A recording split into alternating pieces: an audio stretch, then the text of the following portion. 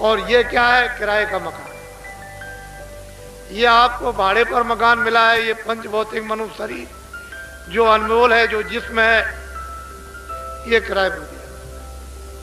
जब इसका समय पूरा हुआ, मकान मालिक ने अपने फरिश्ते, अपने सिपाहियों को अपना कागज दे करके भेज दिया, जाओ पंडित रामचंद्र का वक्त हो गया और मकान खाली करो।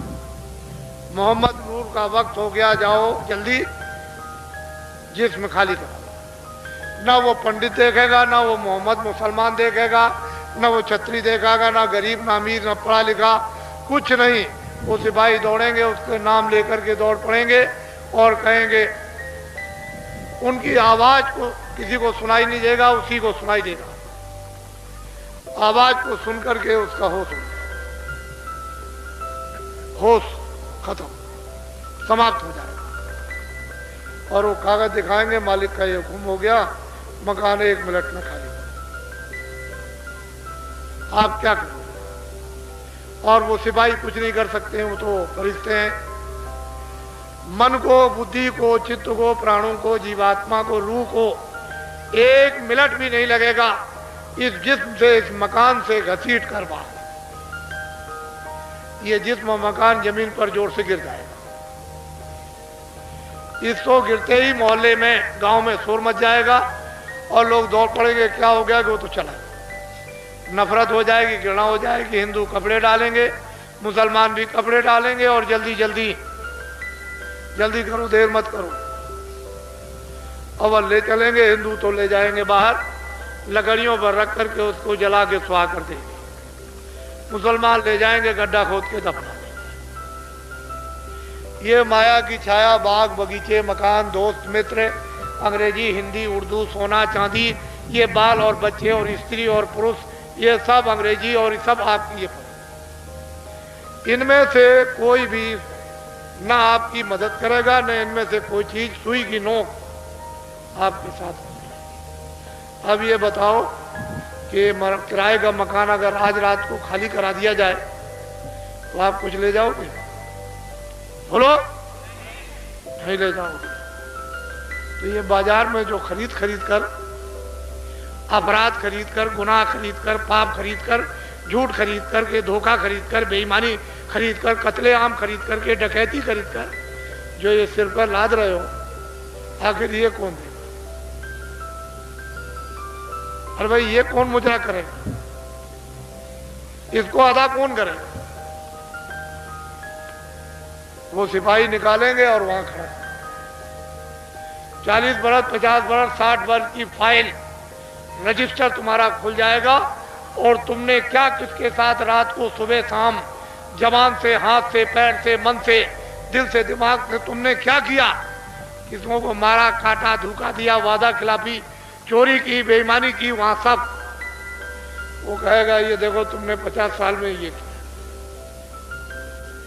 तुमको कोई फकीर, कोई महात्मा या रामायण या गीता या भागवत या कुरान या पुराण, किसी ने तुमको ये नहीं बताया कि अच्छा है ये बुरा? आप क्या जवाब दोगे? अरे भाई, किसी ने ये नहीं कहा ये पाप, ये पुण्य, ये मत करना, ये करना। आप उसके यहाँ क्या जवाब? सोचो कम से कम।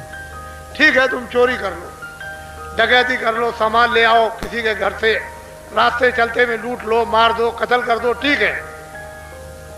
लेकिन जिन लोगों ने कत्ल किया, चोरी की, लाखों करोड़ों ले आए, जब मैं उनसे पूछता हूं कि भाई कुछ तुमने उसमें से बचाया, तो कहते हैं 1 नया पैसा नहीं, घर का भी चला गया। तो आपको ये बात तो सोचना चाहिए कि कितनी चोरी, कितनी डकैती, कितने कत्ल, कितने झूठ, कितने ये सब, और फिर भी तुम्हारे पास कुछ नहीं रहा। वहां कौन जवाब देगा? फिर वो सिपाही और खड़े रहेंगे जब फैसला मजिस्ट्रेट करेगा कि जाओ उस नाम वाले नरक में इसको 1 करोड़ बरस के लिए इसको जलाओ। फिर इसके बाद 1 करोड़ बरस के बाद उस नाम वाले नरक में इसको दोजख में ले जाओ, इसको काटना। उस नाम वाले नरक में इसको ले जाओ, इसको सड़ाना। तो 3-3 करोड़ बरस हो जाएंगे।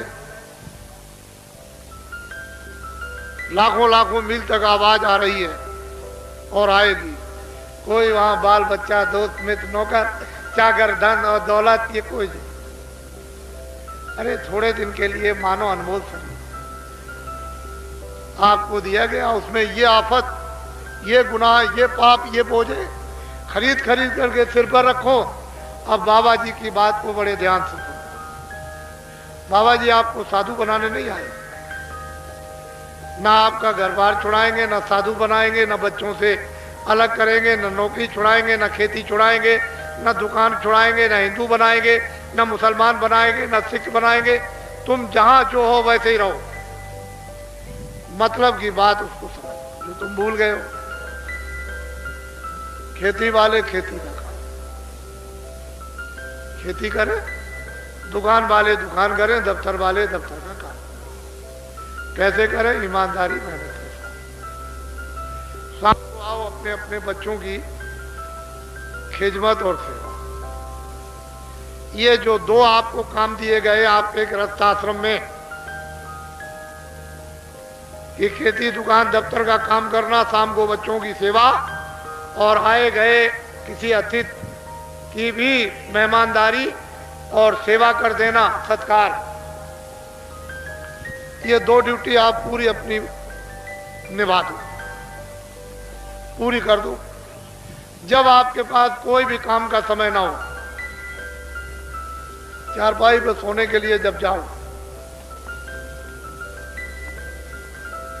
तो हिंदू 15 मिनट मनुष्य मंदिर में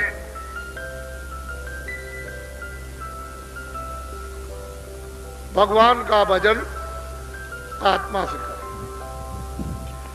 मनुष्य रूपी मंदिर में हिंदू 15 मिनट भगवान का सच्चा भजन, मुसलमान जिस्मानी मस्जिद में 15 मिनट सच्चे खुदा की इबादत, ईसाई इस बाड़ी में उस घाट की सच्ची 15 मिनट प्रार्थना, और सिख स्तन में सच्चे नाम की या गुरु ग्रंथ साहब की सच्ची यानी सच्चा पाठ या सच्ची नाम की कमाई।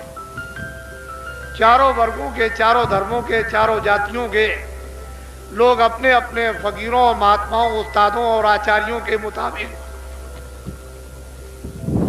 खेती, दुकान, दफ्तर का काम, बाल बच्चों की खिदमत और सेवा, और शाम को सब भजन और इबादत और प्रार्थना और पाठ, ये सब के सब करने लगे तो दुनिया की सारी मुसीबत, सारी तकलीफ, सारी उलझन, लड़ाई झगड़े, मार पीट, ये सब खत्म हो सकता है। आप कहोगे कि बाबा जी आपने ये क्या कह दिया, हम भजन नहीं करेंगे।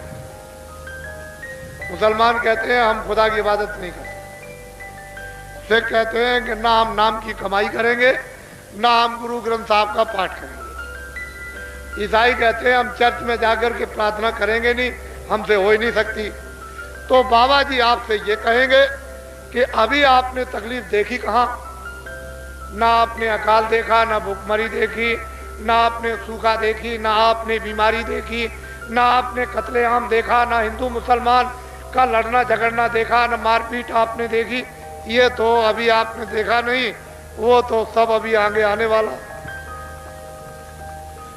अगर बाबा जी की बात को हिंदुस्तान के विद्वानों ने नहीं सुनी, नहीं मानी, तो यही जो आप पहनते हो और आपकी देवियां और मुसलमानों की ये औरतें पहनती हैं सोना और चांदी, ये सोना 10,000 रुपए तोला, वो भी शुद्ध नहीं मिलेगा, और चांदी 100 रुपए से ऊपर हो जाएगी तोला। तो आप एक तनाई में बैठ करके सोचना, जो असली चीज है, असली धात है, कोई कागज तो धात नहीं है, वो अगर इतना महंगा हो जाएगा तो देश का क्या होगा